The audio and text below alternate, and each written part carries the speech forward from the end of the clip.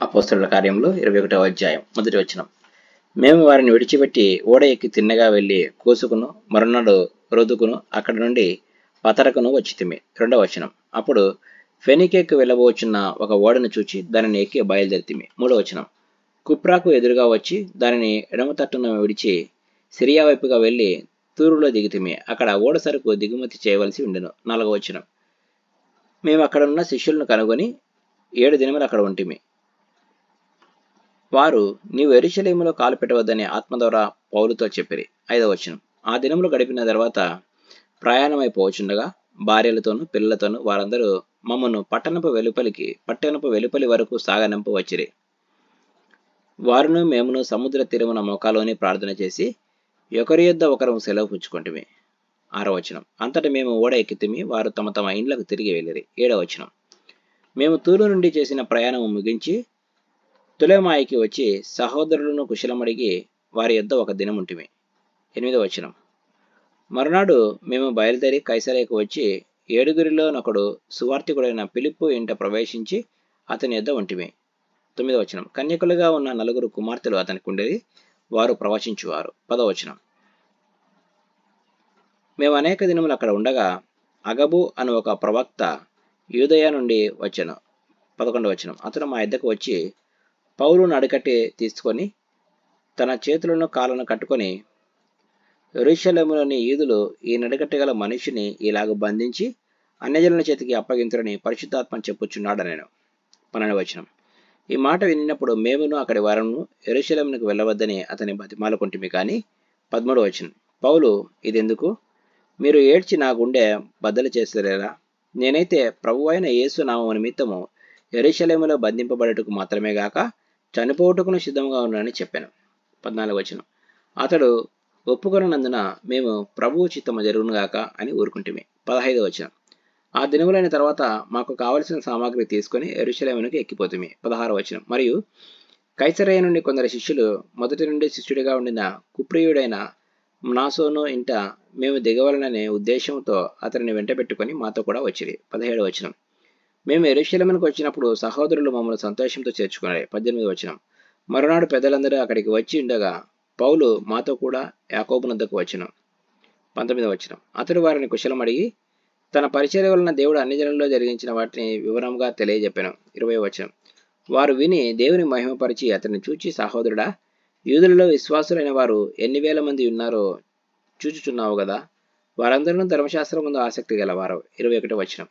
అన్ని జనులలో ఉన్న యూదులు తమ పిల్లలకు సున్నతి చేయకూడదనియు మన ఆచారముల చొప్పున నడవకూడదనియు నీవు చెప్పుట వలన వారందరూ మోషేను విడిచిపెట్టవలనని నీవు బోధించుచున్నట్టు వీరు నిన్ను గూర్చి వర్తమానం విని ఉన్నారు. 22వ వచనం. కావున మనమేమి చేయదుము? నీవు వచ్చిన సంగతి వారు తప్పక విందురు. 23వ వచనం. కాబట్టి మేము నీకు చెప్పినట్టు చేయము. మృక్కుబడి ఉన్న 4 మనుష్యులు మా యొద్ద ఉన్నారు. 24వ వచనం.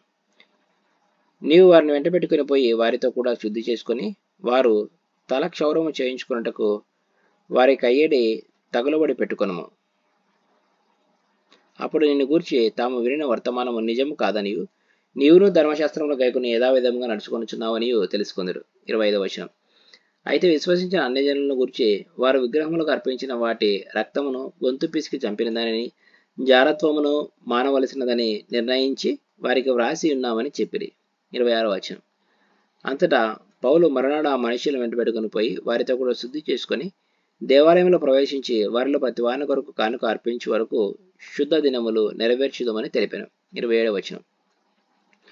7 దినములు కావచ్చినప్పుడు ఆసియా నుండి వచ్చిన యూదులు దేవాలయంలో అతన్ని చూచి సమూహం అంతటినీ కలవరపరిచి అతన్ని బలవంతంగా పట్టుకొని పోయి 28వ వచనం. ఇశ్రాయేలులారా, సహాయం చేయరండి. ప్రజలకును ధర్మశాస్త్రమునకును ఈ స్థలమునకు విరోధముగా అందరికీ అంతటను బోధించుచున్నవాడు వీడే. మరియు వీడు గ్రీసు దేశస్తులను దేవాలయంకు తీసుకుని వచ్చి ఈ పరిశుద్ధ స్థలమును అపవిత్రపరిచి ఉండడానికి కేకలు వేసిరి. 29వ వచనం. ఎలా అనగా ఎఫెసీయుడైన త్రోఫిమును అతనితో కూడా పట్టణములో అంతకుముందు వారు చూచి ఉన్నందున పౌలు దేవాలయంలోనికి అతన్ని తీసుకుని వచ్చినని ఊహించిరి. 30వ వచనం. పట్టణమంతయు గలిబిలిగా ఉండేను. జనులు గుంపులు గుంపులుగా పరిగెత్తుకుని వచ్చి పౌలును పట్టుకొని దేవాలయం నుండి అతన్ని వెలుపలికి ఈడ్చిరి. వెంటనే తలుపులు మోయబడెను. 31వ వచనం. వారు అతన్ని చంపవలనని యత్నించుచుండగా యెరూషలేము అంతయు గలిబిలిగా ఉన్నదని పటాలపు పై అధికారికి వర్తమానం వచ్చెను. 32వ వచనం. వెంటనే అతడు సైనికులను శతాధిపతులను వెంటబెట్టుకొని వారి ఎద్దుకు పరిగెత్తి వచ్చెను. వారు పై అధికారిని సైనికులను రానువ వారిని చూచి పౌలును కొట్టుట మానిరి. 33వ వచనం.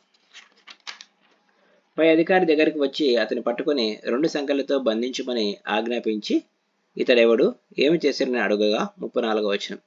సమూహంలో కొందరు ఇలాగూ కొందరు అలాగూ కేకలు వేయించినప్పుడు అల్లరి చేత అతడు నిజం తెలుసుకొనలేక కోటలోనికి అతన్ని తీసుకొని పొమ్మని ఆజ్ఞాపించాను. 35వ వచనం.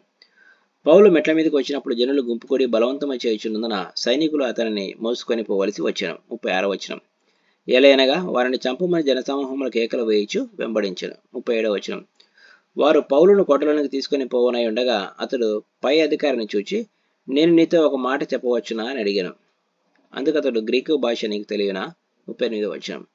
ఈ దినమునకు మునుపు రాజద్రోహమునకు రేపి నరహంతకులైన 4000 మంది మనుష్యులను అరణ్యమునకు వెంటబెట్టుకుని పోయిన ఐగుప్తీయుడు నీవు కావా అని అడిగాను. 39వ వచనం. అందుకు పౌలు, నేను కిలికియాలోని తార్సు వాడనైన యూదుడను, ఆ గొప్ప పట్టణపు పౌరుడను.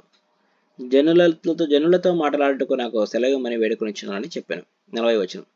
అతడు సెలవిచ్చిన తర్వాత పౌలు మెట్ల మీద నిలబడి జనులకు సైగ చేశాను. వారు నిశ్శబ్దముగా ఉన్నప్పుడు అతడు హెబ్రీ భాషలో ఇట్లా నేను. Praise the lord.